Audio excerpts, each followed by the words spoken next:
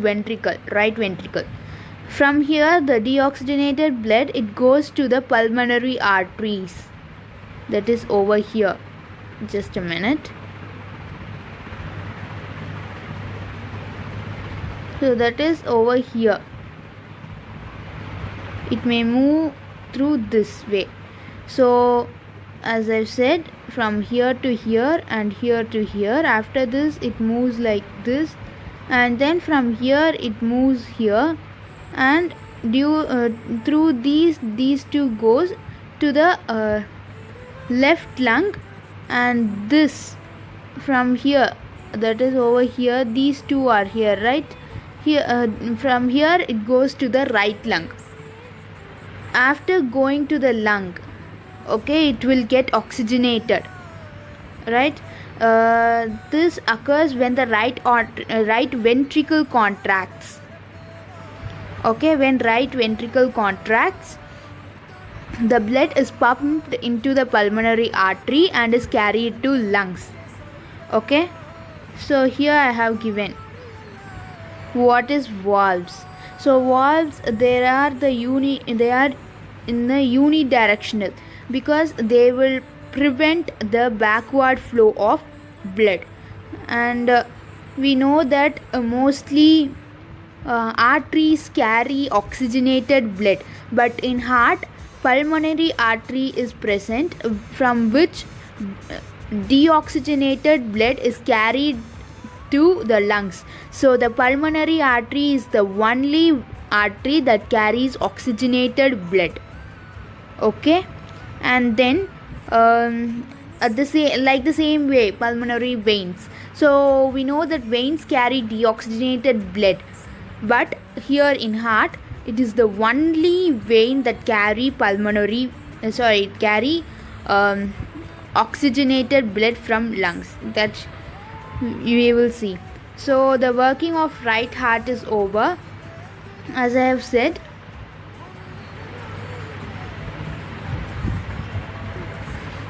the blood enters through this way and goes to right atrium, from where it goes to pulmonary arteries, this way and this way to left lungs, whereas this and this for right lungs.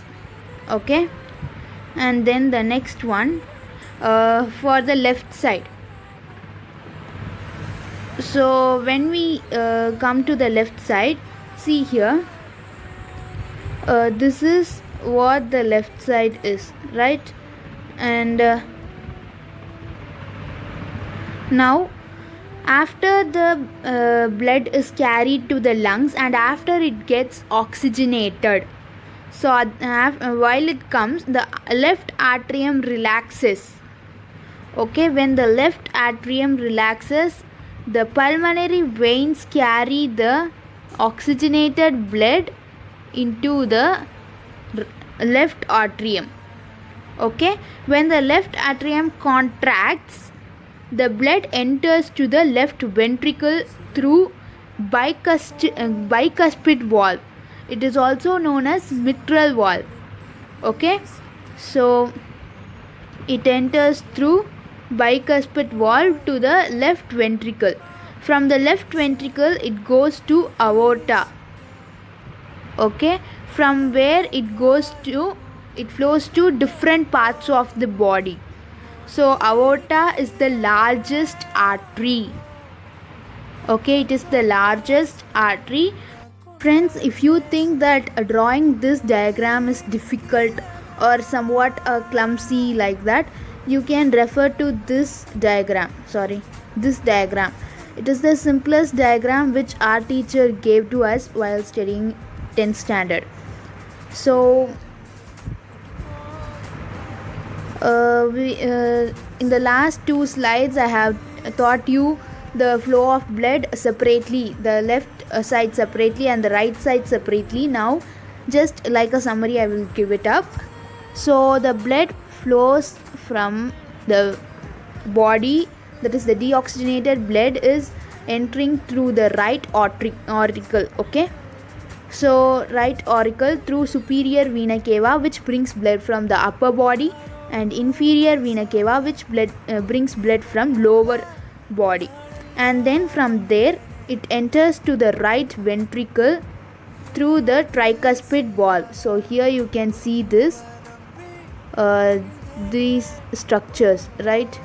These are known as tricuspid valve. Okay, and from this right ventricle it flows to pulmonary artery.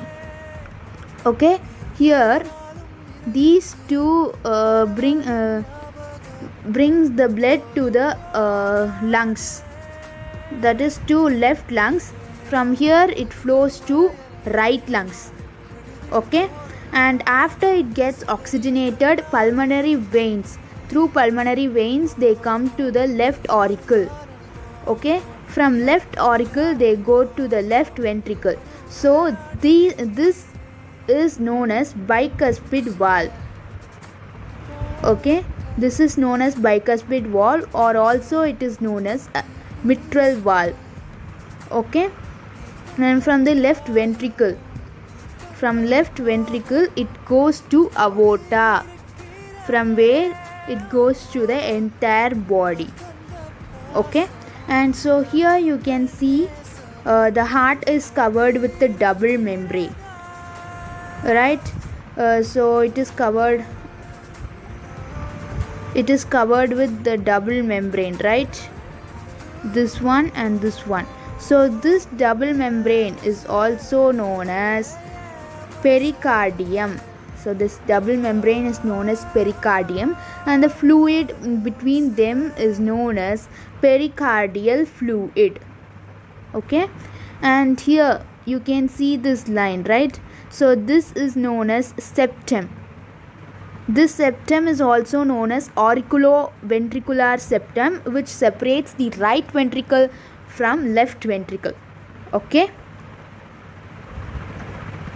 so now we can see what is double circulation. So as human body has 4 chambered heart, it has double circulation. That is, first circulation is that first circulation is of deoxygenated blood, right? So the blood comes to the heart once with the deoxygenated blood and then goes to the lungs. After that again it comes to the heart, right? That is oxygenated blood, and this is known as double circulation. Okay, over here you can see here. So from vena cava it goes to the heart, and then it goes to pulmonary goes through pulmonary artery to the lungs, and then again it comes from lungs through pulmonary veins to heart, and then through aorta it flows to the body, right? So because the blood has to come to the heart 2 times, this is known as double circulation. Okay,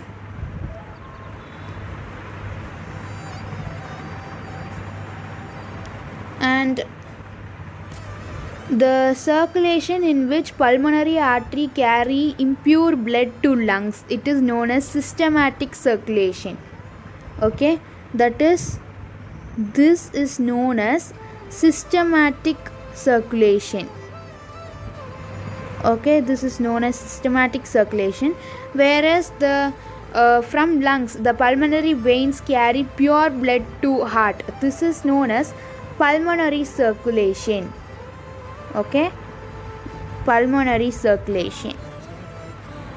So this is this one, and this systematic is this one. Okay,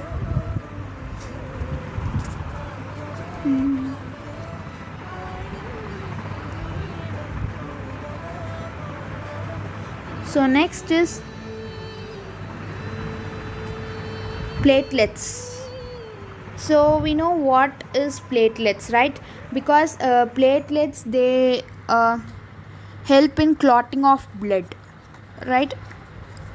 If we are injured in any part of our body, platelets help in blood clotting, right? So its lifetime is from 10 to 12 days.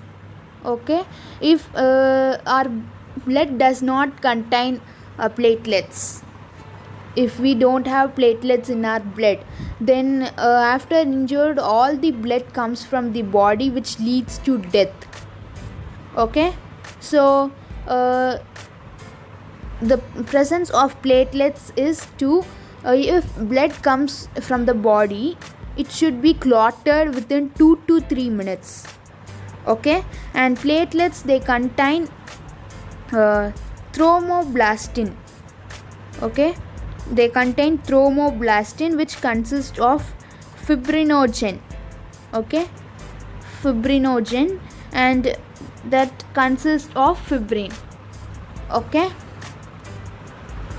and next is lymph is similar to blood, but here RBC are absent, and this is a colorless fluid.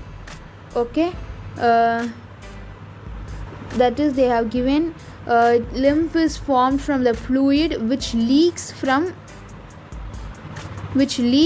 blood capillaries and goes to the intercellular space in the tissues. Okay, this fluid is collected through lymph vessels and finally returned to the blood capillaries. Okay, and the lymph, it plays an important role in immune system. It is a yellowish fluid, but mostly it is colorless fluid. Sometimes maybe it is yellowish. They escape from the blood capillaries into the intercellular spaces, and they contain less proteins than blood. Okay, the lymph flows from tissues to the heart. They assist in transportation and destroy germs. Okay, so before going to this transportation in plants, I just want to tell you one thing. So you know that blood is a fluid connective tissue.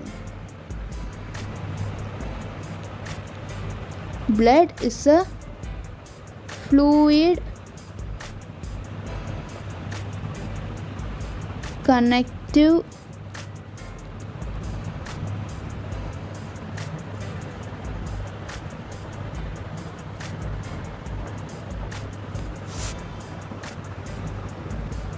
one minute.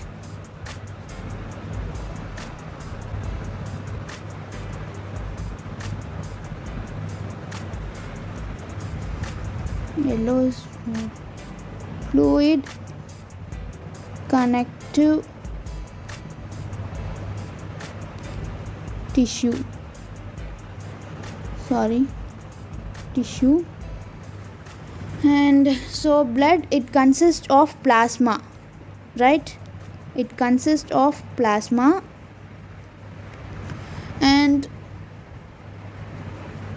it consists of blood cells. So plasma, it actually consists of blood cells and inorganic substances.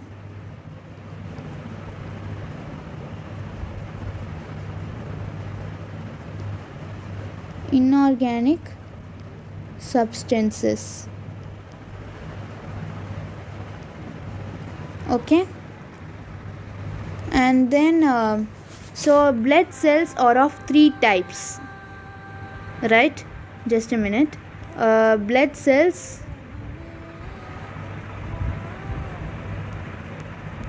so blood cells, there are 3 types of blood cells.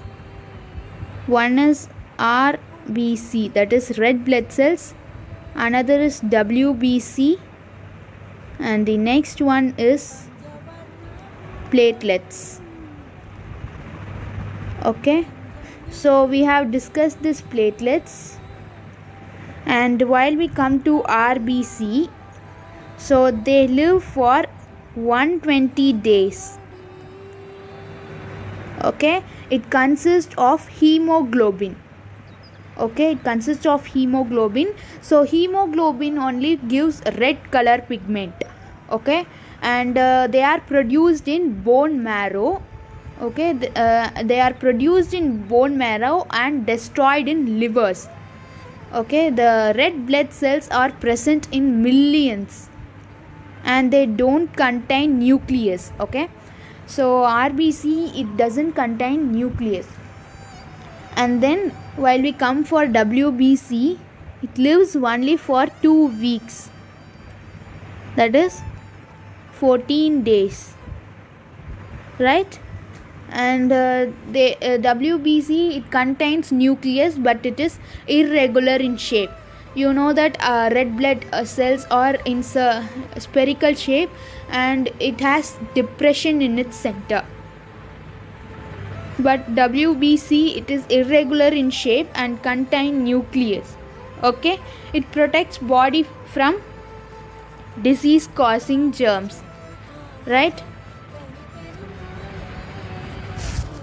So just a minute.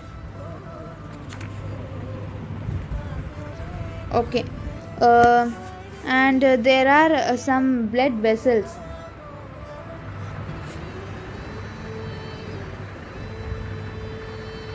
So there are certain blood vessels, right? That is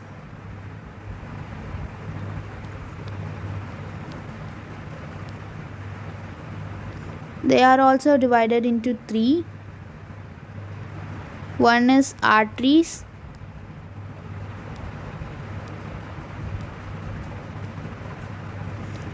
veins, and another is capillaries.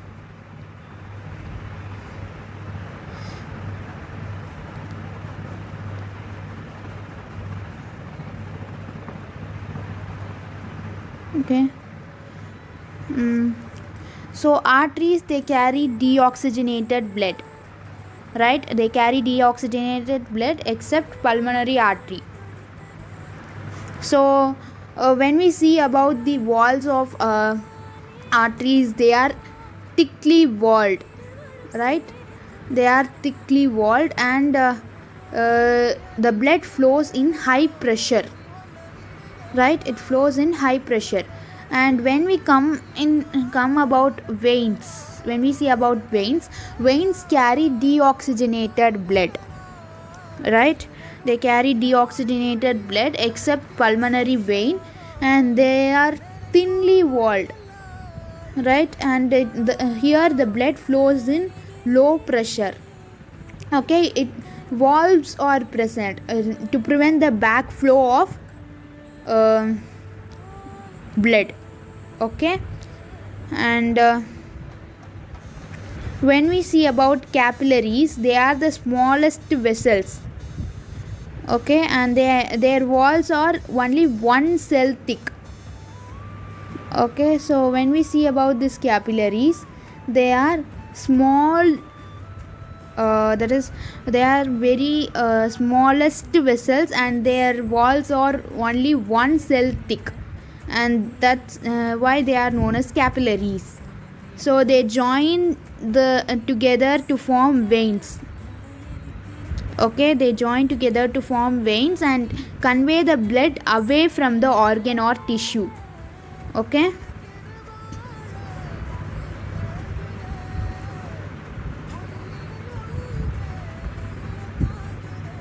so next is transportation in plants, right? Actually plants, they need only less energy. This is because they are stable in one place, right? So they don't need much energy and they just need only less energy to withstand the environment. So there are mainly 2 conducting tissues, that is known as xylem and phloem. Okay, so xylem, it carries water and minerals and they form the roots to other plants of the plant. They form roots to other part of the plant. Okay, they are mostly, they travel in vertical manner. xylem mostly travel in vertical manner, that is from root to different parts of the plant, and phloem it travels in horizontal manner from leaves to other part of the plant. Okay, and for xylem no energy is used, but for phloem energy is used from ATP, that is adenosine triphosphate. So first is transportation of water. So while we see about transportation of water, we know that a root absorbs water, right? Actually root cells take up ions. We know that soil consists of minerals and ions, right? So roots, they take up the ions from the soil and they create a difference between root and soil, that is they create a osmotic pressure, so that water is absorbed by the roots. So in very tall plants transpiration creates that, so it pulls the water upwards. Okay, so the importance of transpiration is it helps in the upward movement of water in plants, and it regulates the temperature in plants. Okay, so see here. So this soil, it consists of ions, and ions are absorbed by root cells, right? After the ions are absorbed by the root cells, there will be a osmotic pressure, that is the water will be more in the surroundings than root, so the root starts absorbing the water, and this xylem helps to transport the water from roots to other parts of the plants through this way, that is through upward direction. Okay, and after that the phloem helps in transporting through sideways. Okay, and also transpiration helps in very tall plants. It transpiration helps in upward pulling of water. Okay, and next is transport of food. So this process here is known as translocation, that is transport of food from leaves to different part of the plant. Okay, so in transportation of water it is known as transpiration, and here it is known as translocation. Okay, it takes place by phloem tissue. Okay, so see here, this is what the food factory of plant is, that is leaf. So from here it goes to different parts, either to another leaf or to another to the buds or flowers or stems or even roots and so on. So for this translocation is this process is used. Okay, and this takes place through phloem tissues. Okay, not only food is transported in this way, and but many other substances, vitamins, minerals, etc., they are transported like this only, and this transportation requires energy. So the energy is known as adenosine triphosphate. Okay.